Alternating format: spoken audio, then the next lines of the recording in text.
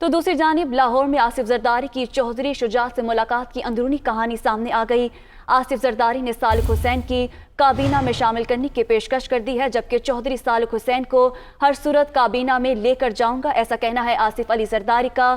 ملک کی خدمت کے لیے صالح حسین کے کابینہ شامل ہونے پر اعتراض نہیں، ایسا کہنا ہے چوہدری شجاعت کا۔ لیاقت انصاری ہمارے ساتھ موجود ہیں۔ لیاقت، اس ملاقات کا حوال بتائیے گا۔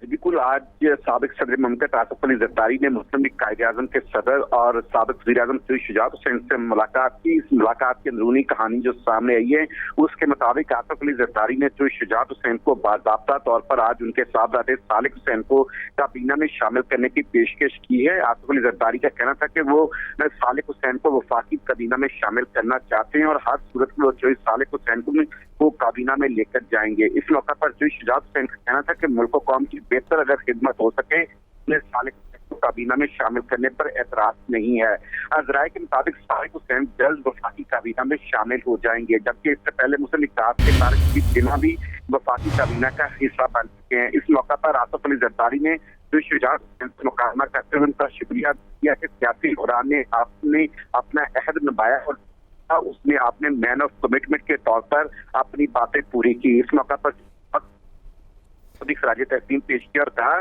کہ آپ وہ رہنما ہیں جو کہتے ہیں وہ نہیں ہیں، ملک کو مسائل سے نکالنا چاہتا ہوں اور اس حوالے سے ہمیشہ کوشش رہی ہے کہ عوامی ایشوز کو حل کیا جائے۔ یوں آج آصف زرداری نے باضابطہ طور پر جو صالح حسین کو وفاقی کابینہ میں شامل ہونے کی پیشکش بھی کر دیا۔ لیاقت، بہت شکریہ آپ کا۔